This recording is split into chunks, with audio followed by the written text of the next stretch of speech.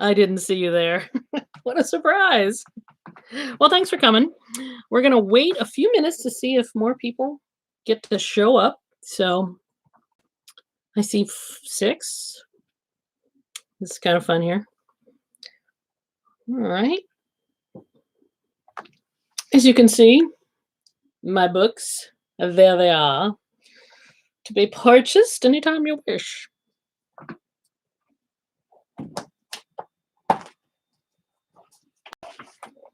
Hey, this was a proclamation by the city of Los Angeles that I did something. Oh, participation in Authors Day. This was in 2010. So that's kind of cool. Yeah, gold seal and everything. So you never know what you're going to find in here.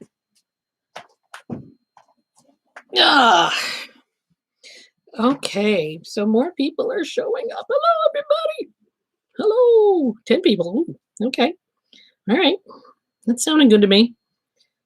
We have many things to do today. Welcome to the book launch party for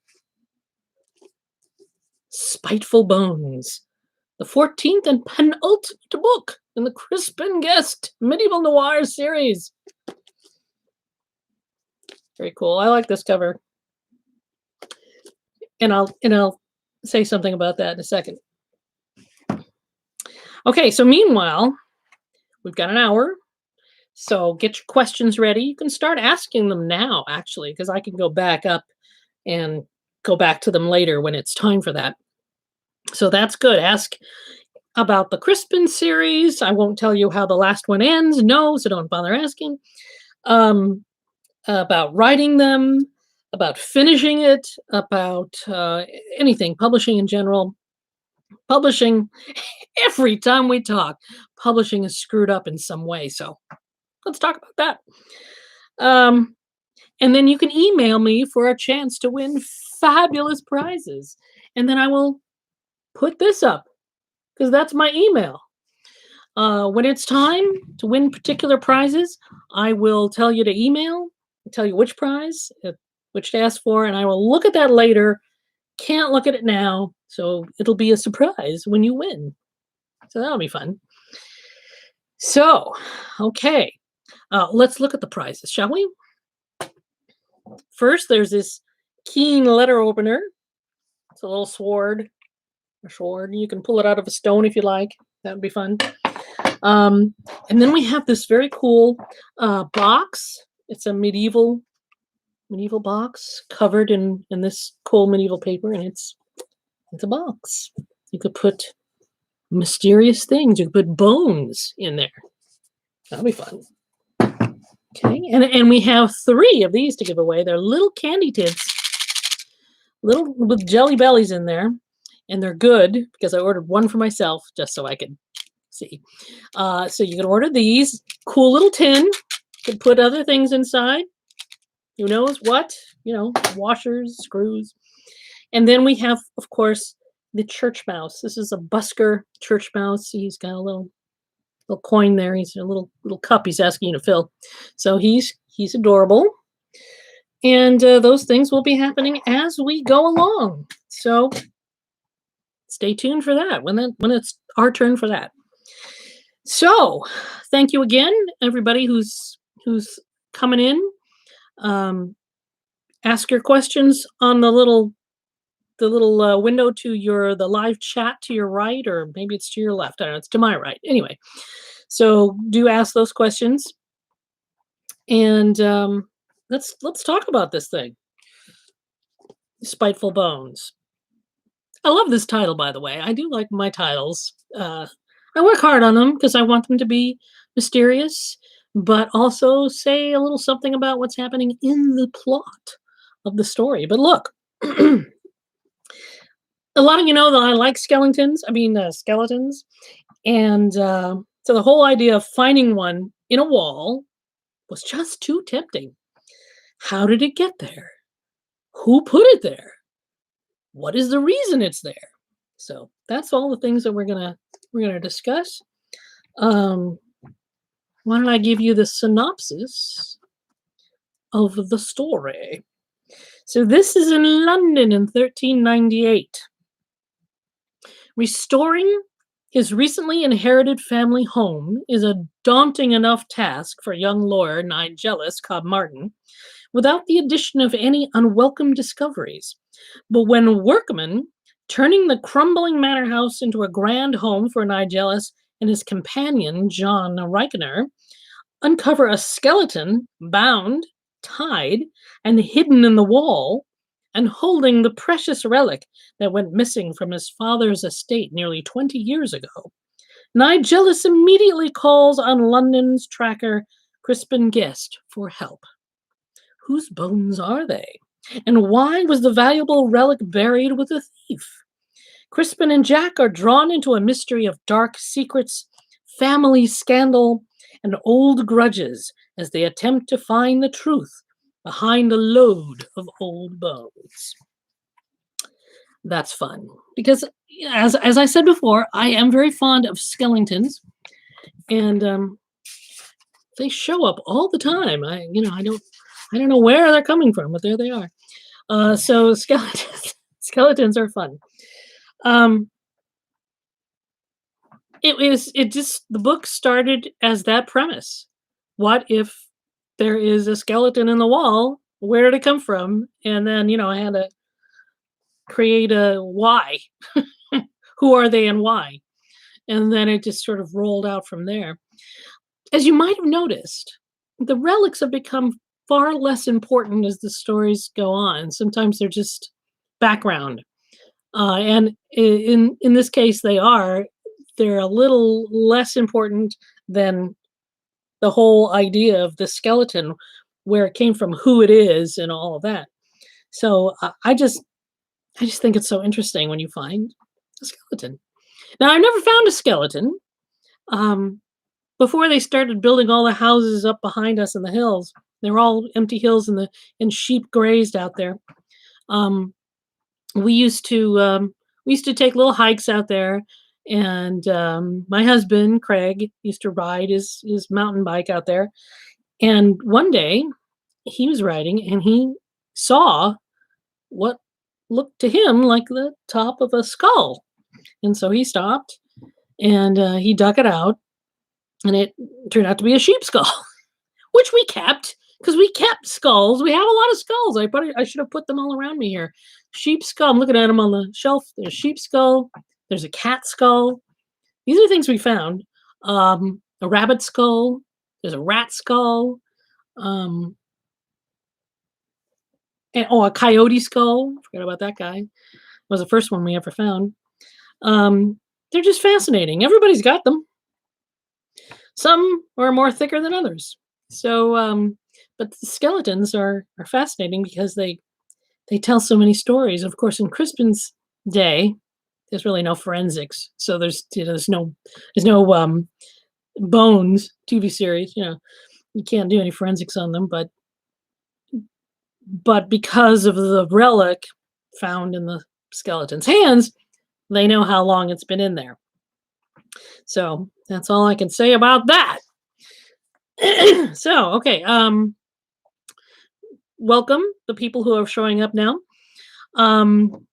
Also, I wanted to get Nigellus Cobmartin, one of my favorite character names that I've ever come up with, and John Rykener in the series one more time before the series ends with the next book, because they aren't in that one.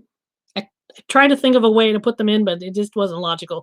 So much is happening in the last book. You'll forgive me. But they get their own story in this one. As you know, it's Nigellus made his first appearance in A Maiden Weeping. And that was the story where Crispin is on trial for murder. So he gets Nigellus as a lawyer. And that is where Nigellus meets John Rykener. Now, John Rykener, remember, is a real person from 14th century London. He we know of him only from one document. He was a cross-dressing prostitute, male prostitute. Very interesting character. As it says in the beginning of this, let me see if I can find that note. This is from the papers about John Rykener, who we first meet in the Demon's Parchment. And we only have one document from him from the law rolls from 1395.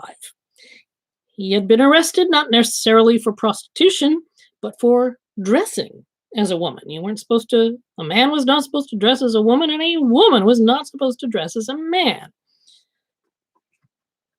These were rules at that time. In the document, he was also accused of theft, and, quote, he further said that a certain Philip, rector of Thedan Garnon, had sex with him, as with a woman, in Elizabeth Broadener's house outside Bishopsgate, at which time Rykener took away 2 gowns of Philip. And when Philip requested them from Rykener, he said that he was the wife of a certain man, and that if Philip wished to ask him for them back, he would make his husband bring suit against him. So, we never knew the name of the husband, but I've given it. Nigellus. So they are living as husband and wife. Most unusual for medieval times, but Rykener said it. So we're going to take him at his word. So they didn't get together again until Season of Blood. So that's when they came together. And they're such fun characters. John Rykener is, of course, and Nigellus. And it's kind of fun seeing how they interact with each other as spouses. I think that's kind of an important part of the stories, because the characters are king for me.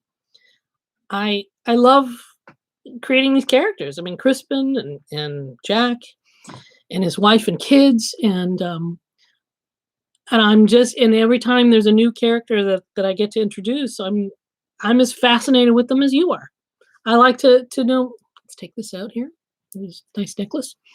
I like to see where their life goes, where it came from.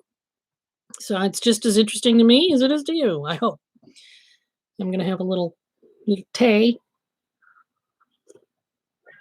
This is, I have a whole collection of these bone china cups from England. So, but this is kind of ridiculous because nobody can get their finger in there. You have to hold it like this. It's kind of lame, but anyway, it still works. So we are at the point where we're giving away our first prize. So we are giving away the letter opener. All right. If you want this letter opener, now you can perform small murders with this. Small murders. I don't know. But you can open your letters too. So that's the important part. You can win that by going right now to Jerry Westerson at gmail.com. So get in there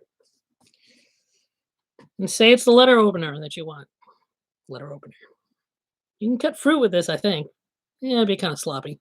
But it'd be fun trying, wouldn't it? Okay, so do that and then come back. Do it real quick. Come back. I'll give you a minute. Meanwhile, let's say hello to my little friend. Yeah, this is a hamster helmet, I think.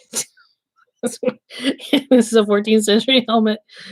I love it. It's do you hear the cat out there? Do you hear the cat? She's trying to get in this room. This is where she gets to sleep most of the day, and I don't have her in here. But if you can hear her, then you can root for her. I might let her in just to hold her up. Anyway, so let's look at some questions while we're here. Let's see if there are any questions. Oh, everybody's here. La, la, howdy. We got a party. Yes. What are you going to do without Crispin? I don't know. Well, I I have a few other books that I'm working on. There's my steampunk series. I'm 2 in. Gonna be working on the 3rd and last one. So that's fun. This is the Enchanter Chronicles. Isn't that a great cover? I just love that. And even as we speak, I'm working on the 2nd book in the Moonriser Werewolf Mystery Series. So I'm doing that. I, of course, completed the Book of the Hidden series. There's 4 books in that. That's complete. So try that. And I have more paranormals that I want to get to, so I'm going to be writing more of those. I will be getting to a YA steampunk series, so that's historical, sort of Victorian London. All the history is correct when I set these paranormals in places, especially historical places. The history is first for me, and then the magic and all that stuff comes after. So the history will always be right. Okay, so what else? And there may be some historicals. I'm just a wee bit tired of the research right now. So the Victorian era is kind of interesting me.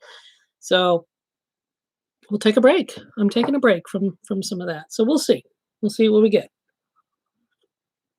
I'll see what happens. Publishing is very weird right now. I'm self-publishing all of my paranormals. Book of the Hidden was the first 2 were published by a mid-sized publisher. The last 2 were self-published because they're just having a hell of a time right now, especially with paranormals. There's so many there's so many self-published books out there. Publishers don't want to bother because they feel they won't make any money. So there's that. I may be doing a lot more self-publishing in the future. The mouse is adorable. Let's see. Couldn't get comments to come up. Well, Jeanette, they're up. Let's see. Do you have more mystery series? Well, do I? The the werewolf mystery series. It's funny. Okay, there's a lot of if you're afraid of horror and blood and guts and that's not in here. I mean, there's some fights. Nobody likes a werewolf book with nobody fighting, but it's funny. It's all about the humor. So go with that. I'm looking here. Oh, the other. Well, I do have a mystery series. This is an LGBT mystery series, Skylar Fox Mysteries. He's a high school English teacher, and this is all a lot of humor. This is like a sitcom. So there's that. But it may look like it's YA, but it's not. Okay, just beware. You can skip over those parts. But so far, I don't really have any plans for mystery per se right now. If I get to the historical Tudor version that I had planned, then there will be some mysteries. Okay. Your characters are why it's so hard to see a series end. Yes, I know. It will be weird. I guess it is weird because I already finished that book, so it's over for me. But then I get 1 more year of promoting it and stuff, so I'm still there. If character isn't strong, the book doesn't keep you interested. Exactly. It's like Agatha Christie books. The characters aren't strong, but the mystery, the puzzle is so interesting, and that keeps you reading. Because let's face it, they're all cardboard cutouts. I know it's blasphemy, but Letter openers are always handy, and who wouldn't love a stylish one? I tell you, I have many. I have many sword letter openers. Strangely enough, I mean, for me, right? Please let Luna in. Well, we'll see. Can't wait for the second Moonrisers book. Yes, baying for blood. It's fun. It's funny. How do you develop the love interests of Crispin? Well, let me think. Okay, season of blood. Um, that has it's a spoiler if I talk about it too much. But there is a cat burglar that he kind of falls for a little bit at this one. And I thought that would be she would be a fun foil for him, and sexy, and just bring a lot of humor into the book. And I think there's been a lot of humor brought into the books, the last few of them. More humor than noir these days, but that's where my head's going. So that's what we did. Okay, so we'll get back to the questions. I'm glad you're bringing them up. That's good. We'll get back to them. So the end of the book alludes to the troubles to come in the last book, where we are necessarily beset by politics. And while I was writing all of that stuff, it strangely mirrored the politics of today. It was kind of weird because, Richard II had many favorites, and he promoted them, and they were obviously yes men, and they didn't do him any good, and some of them came to a bad end because of the Lord's Appellant, when the Lords took over because Richard was spending purse money, like it was spending the money, the taxes of the people, like, it was his own purse. So that was not good. And not being a good king. Luna, do you want to come in? There she is. She's just gonna ignore me. You want to come and see the people? No, she's a cat. So her opinions are, I don't really care about you. I do see a tail. I'm in such a tight corner here. This is not where I usually write or anything. Come here, you. Come here. Say hello to everybody. There she is. Isn't she a pretty kitty? Do you care, Luna? Nope. She does not. All right. Messed up the whole thing here. All right. So that was your Luna break. Now she probably wants to leave again. I know. You're not gonna. So the politics were interesting, like I said. As things were happening in the real life, I'm writing them down. It's like nothing ever changes, I guess. Even 600 years later, nothing ever changes. And one of the weird things was, after Richard died, he was either starved to death on purpose, or he just starved himself to death, because it was pretty hopeless. I mean, when someone else becomes king and you're extra, that means that you can't hang around. Something has to happen to you, because you don't want an uprising with you as the lead. So he died. And the first thing, of course, Henry IV, Bolingbroke IV, did was make sure that everybody knew he was dead. So he was paraded throughout England to show everyone that he was indeed dead. But there's always pretenders coming up, trying to impersonate the dead monarch so that they can get money and jewels and all kinds of things, and prestige. And one such pretender plied his scheme in Scotland, and his name was Thomas Ward of Trumpington. That is the truth, ladies and gentlemen, and that's what I found. So that's very strange. So right now, tea break, and it is tea. I don't know if you can see that. It's tea. Hot tea and lemon. So I have no voice anymore. It's time. It's time to give away 3, or British 3 little candy tins with the Spiteful Bones cover on it. And remember, right now, go to sherrywesterson@gmail.com.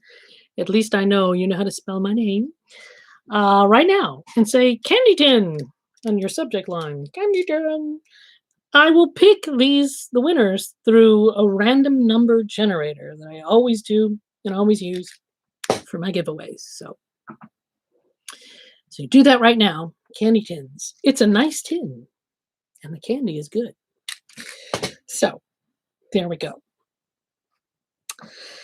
So Crispin has really mellowed a lot. You might have noticed from his early days of being pretty sour and grumpy. How are you feeling about the new Crispin? Do you like him? Do you prefer the earlier, grouchier guy? Anyone want to say their favorite Crispin books and why? That's something you can put on there. I'm going to take a look and see what we got.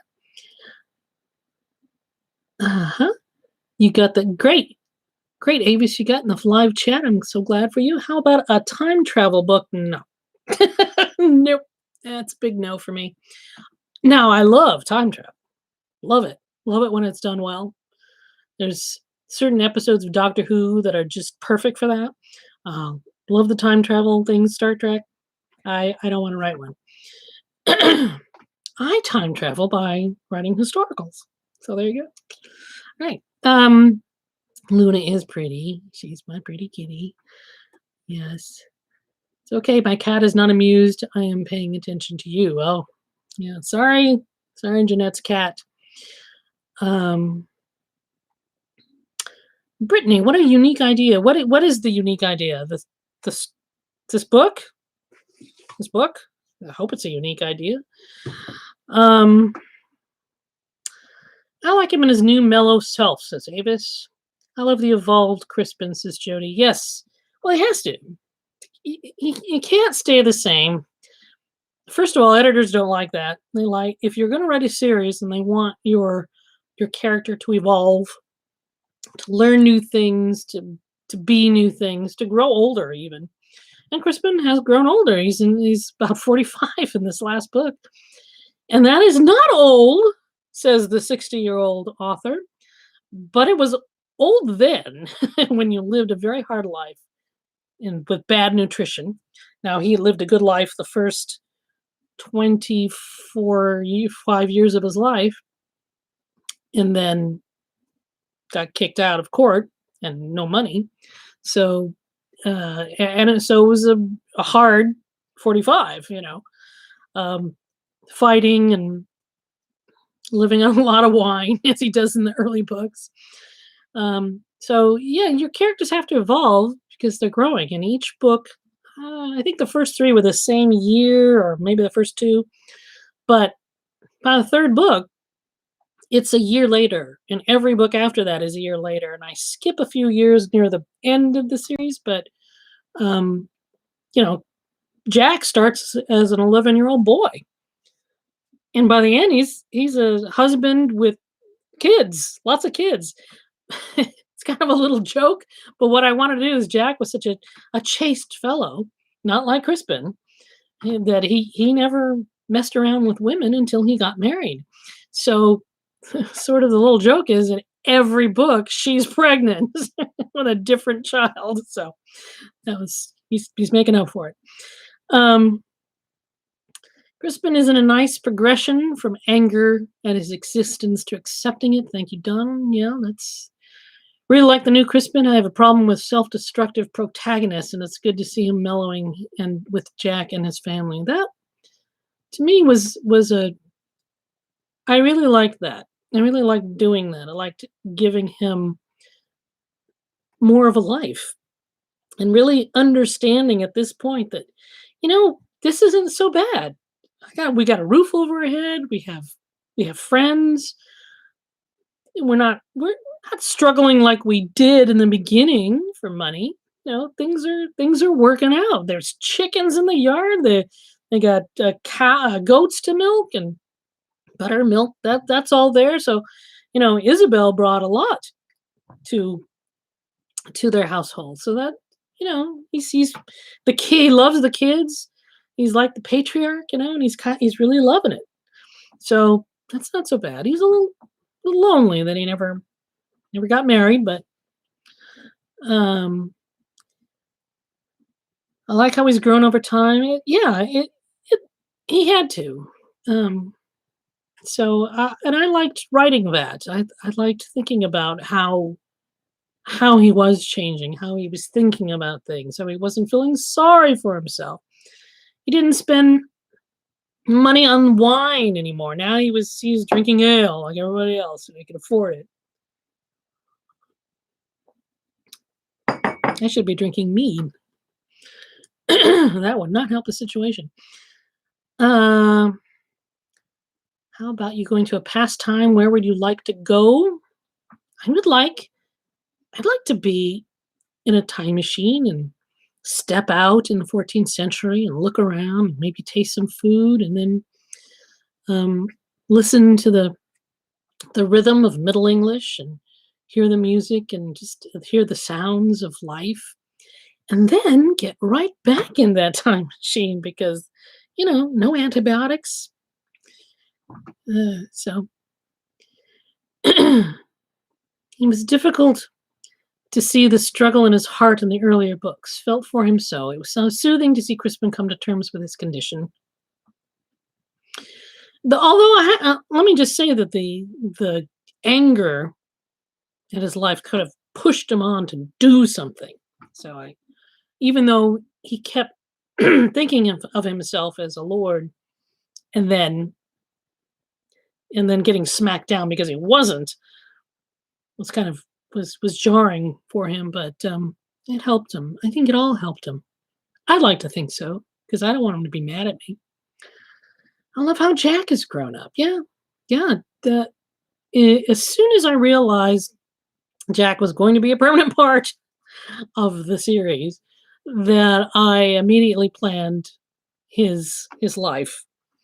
So Jack was eventually going to get married when he was quite young, 17, I guess. Well, he was supposed to be 16, but I think he was 17. And marry and have all these kids.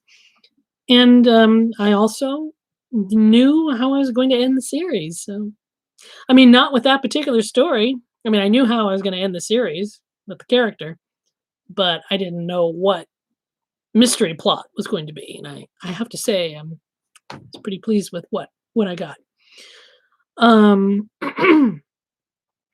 you planning any spin-offs from Roses in the Tempest? No, that's one complete story.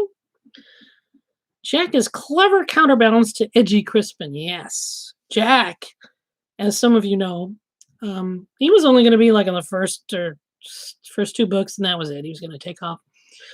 But my editor said, "Boy, I really love this character, Jack. He's going to be in the series, right?" And I said, "Sure he is. Yeah, if that's what you want, that's what's going to happen."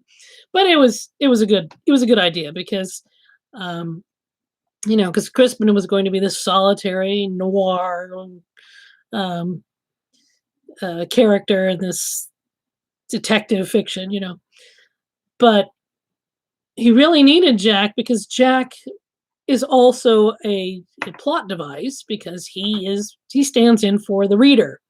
He asks the questions that we are asking. Why the heck is this happening? What, who is that? Maybe this is going on. He's saying all the things that you're thinking too. Plus, he tempers Crispin because Crispin decided, well, okay, this guy's going to be my servant and eventually his apprentice. I have to raise him. I'm raising him. So we have to get serious here. I'm gonna teach him to read and write. I'm gonna, we're gonna teach him some manners and eventually when he becomes an apprentice, this tracker job, he's gotta work into it. He's got to figure out how to do it because someday that will be his career. So his vocation. So that's a good thing. So mead, yes, Don, yes, mead. That's another thing I miss about this face to face is that you guys don't get to have the mead. But I'm hoping that next year, 2022, when the last book comes out, that we'll all go back to Romans again. I'll have the knights fighting. We'll have our mead, and then we'll have a big blowout party. That's what I'm hoping we get to do. All right. So what do we got here? I think Jack may have had a much different life without. Oh yeah, Jack would have a much different life without Crispin. He might be dead by now. I mean, he was living the life of a thief, so might have been hanged. And Jack is very well aware of that his life got turned around. I mean, he was smart to, hitch his life to that wagon driving by. My 3 requirements: antiseptics, antibiotics, and anesthesia. Just as a Saturday night? Is that it, Avis? Okay. Sounds like a party. How did you choose the relics? Well, sometimes the relics gave me the idea for the plot. So, like Serpent and the Thorns, I wanted the Crown of Thorns to be in the story. And, so how was that going to happen? And it just sort of develops from there. I mean, I can't actually remember how that it happens from this to that it's going to have an archer theme. That one did.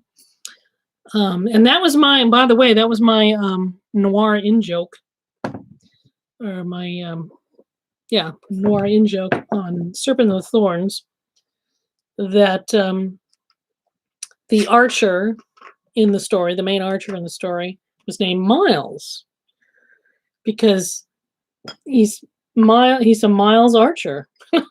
So that's from the Maltese Falcon. Very few of you got that. Anyway, now you do. Now you know. That was me pouring more tea. Miss the mead. Yes, everybody likes the mead. Every Sherlock needs a Watson. That's right. Because, when you write a mystery, one of the rules is the detective is the one who really does have to solve the mystery. Even if you have a very smart helper, a Watson, it's still the detective that must solve. So, another giveaway. We have the medieval box. The box. For all of your secrets. For all of your secret bits of music. I don't know. It's just kind of a cool box. I used to collect these because I made baskets out of them. I put stuff in them, and I would give them away when I was at mystery fan conventions. So this is one of those that I kept because I liked it, but now I'm giving it to you. So remember, go to, repeat with me, jerrywesterson@gmail.com for your chance. Now, I would love to sell these to you, but I can't because this is a traditional published book.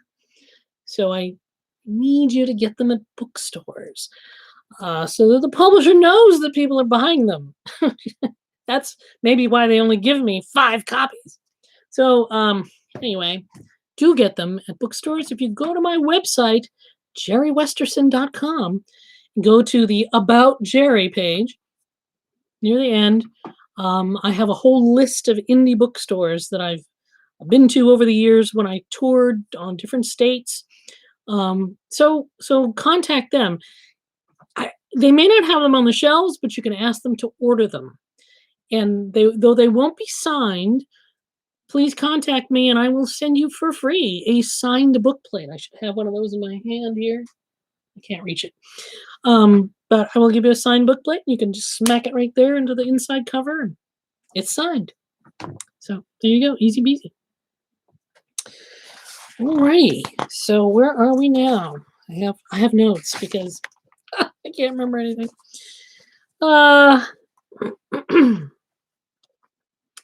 What movie do you think best represents medieval times?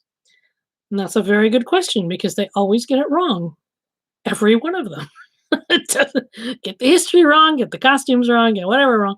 But I think the most authentic one I can think of is The Lion in Winter, which is also a very good movie. It's a great play. It has Peter O'Toole as Henry II, Katharine Hepburn as Eleanor of Aquitaine. It's got Timothy Dalton as the King of France. It's got Anthony Hopkins as Richard I, or soon-to-be Lionheart. It's just a great cast. It's a great, a lot of great lines in it. Some of the dialogue is updated, but you still get the feel. The only little thing that's wrong with it is the Christmas tree. They have a Christmas tree for some reason. In Christmas time, they would bring in greenery and such, but not trees. So you can blame the art director, I guess, because there's always something wrong. It is a great movie. I do love it. Poison Pen is a great bookstore. I've done stuff there before, so I love that. Been there many a time. Brilliantly done movie. So it is a classic. It's just wonderful. I got to see Katharine Hepburn live in a play years ago. A Matter of Gravity. I have to tell you, I don't remember much of the play. I think it was kind of dull, tell you the truth. But I got to see Katharine Hepburn live. So that was a huge moment in my life. Lion in Winter, O'Toole is a great Henry, and he played Henry twice because he also played him in the movie Becket when Richard Burton was playing Thomas Becket. So there you go. That's kind of cool. Okay, so we are close here. Let us do our last giveaway. Yes, let's do it. So again, go to cherrywesterson@gmail.com and ask for the church mouse. The church mouse, I know that a lot of you will be looking for this guy because he is very cool. Now, these were carved originally in wood, but this was, they made a mold out of it, and this is the cast resin. But it's such a good job. I mean, it looks exactly like the carving. So it's cute. So go do that. Win it. Win the mouse. Win the sword. Win the box. Win the candy. Okay. So we are soon to wrap this up. What else is there? I do like the premise of this guy. It was a fun book to write. The last book was also a fun book to write. It was hard to write, but when I typed the end for real, that was an interesting moment. But this is a good book. This is fun. You will enjoy that, I hope. What else have you got to say? Have you ever thought of creating a series in a world of your own making? Well, I think so. I think I've always done that. And these guys. This is a neo-Victorian London. It's real for the most part, except Prince Albert lives. Thank God he lives. For no good reason that I wanted him to. He's not really in the plot. This is contemporary. This is current. Um, this is present day Huntington Beach. So that's fun. These are Book of the Hidden series. This is set in Maine, currently, the state of Maine, a small town. So, I mean, I get to make up everything that happens. So, the YA steampunk book that I'm going to be working on will be more steampunky. So it's going to be very diverse too. So that will be fun, different. Haven't done a YA before, so that will also be interesting. But I've been to panels and such when they discuss doing YA, and I'm not going to have to do much different than what I do now. So writing wise, I mean, you don't have to dumb down the language or anything. I certainly will not be doing that. Let's see. Do you think Crispin is your best realized character? Are there any areas of his life that you regret not showing? I think he's one of the best realized characters. I wouldn't say he's the only one. I've had more time with him. So when you write a series of 15 books, you get to know the character pretty well. And so you get a chance to write the biggest book in the world about that character. So that's pretty good. Are there any areas of his life that you regret not showing? Nope. Showed exactly what I wanted to show. A lot of people said, well, why don't we see him at court and see him lose his... No, I have to do that. You can start it right where I started it. I think it's Serpent and the Thorns, where we do see one little flashback of him getting kicked out of court. That's enough. That is enough. Some people want sequels to books that don't need them, that shouldn't have them. They're self-contained. They're written that way. They're not made for more. They're not made for prequels. They're not made for sequels. And I know it's because we fall in love with the characters and we want more of them. But I think that we should let the author have the last word on that one, because that's how they created that character and that sequence of events. So I think it's enough to feel that the character is alive before you open the book, and after you close the book that they're still living on doing whatever they're doing. So I mean, to me that's satisfactory writing. It's good writing. Steampunk is awesome. Yes, it is. It's very awesome. I love your gas lamp steampunk novels. My mom just read them and loves them too. Oh, good. Yes, pass them along to people.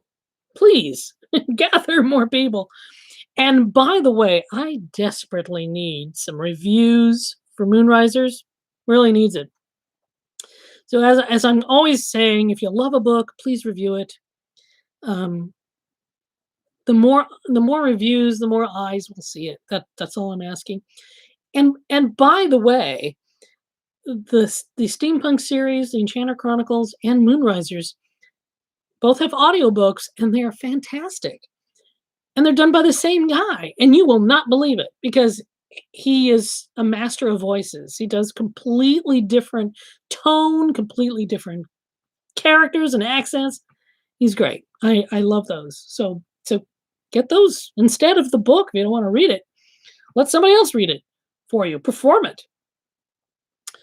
So yes, I always thought Kylie and Jeff as exotic characters in the world as we know them. Yes, Kylie Strange is from Book of the Hidden, and Jeff is the werewolf in Moonrisers. So it's been fun, really, writing a werewolf. That's going to be the next launch, probably in April, for the next book in that series. But the poor thing, it's hard to get the name out there, the word out. He needs more reviews because it's a fun book. It's worth reading. And I will have wolf ears to give away to people, so we can all wear them at the launch. I agree the author should always have the last word. I want the author's voice and choices. Indeed, you should. Um, we were the ones that went to the trouble to put the darn story together, the plot. So, um, and believe me, we've thought about it a lot. I have. We think about it all the time, 24 hours a day, 7 days a week. I even holidays. I have a pad of paper and a pen with a light in it um, by my bedside. So if I wake up at night and I have an idea, I write that stuff down, bits of dialogue, whatever, because it will be gone. Do not believe the lie that you will remember it. You will not. So write it down. But it's just been really fun writing paranormal characters. It's maybe I should have been doing that all along. I don't know. I know I love Crispin too. I love the whole idea of that. Um, that's what you love about a series is that yeah, you get to know the characters. They get to go through the entire things. That's why I always say a series is the biggest novel you'll ever write. I agree that the author should always have this word. Post-COVID calls for a steampunk celebration complete with tales. Tales? Tale, tales as in stories. But if it's about werewolves, it could be about TAILS. Tales. Where should the reviews be done? Amazon or Goodreads? Those two places. Please put it out there. Amazon or Goodreads. Thank you for your books and doing a chat like this. Social media has allowed readers to get to meet their favorite authors.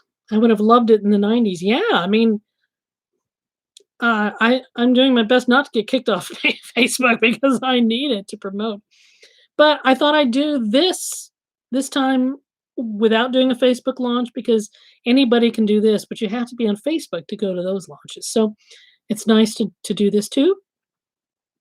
You have to see my face for an hour, but that's the price you pay. Um, lighted pen. Oh, how I needed one of those. Yes, you betcha. A lighted pen. I'm not such an idiot as to try to write in the dark because in the morning you go, what the hell is this? What was this I was trying to do? Is this a map? Is this a portrait? Is this words? I don't know.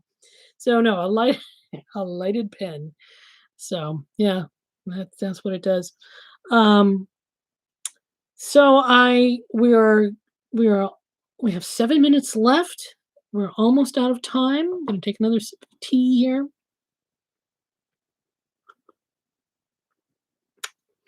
By the way, this tea set. Whoa. This is from Royal Albert, bone china, made in England. This is called the Lady Hamilton.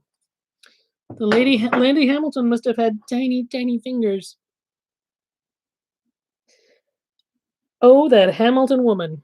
Anyway, so there's that.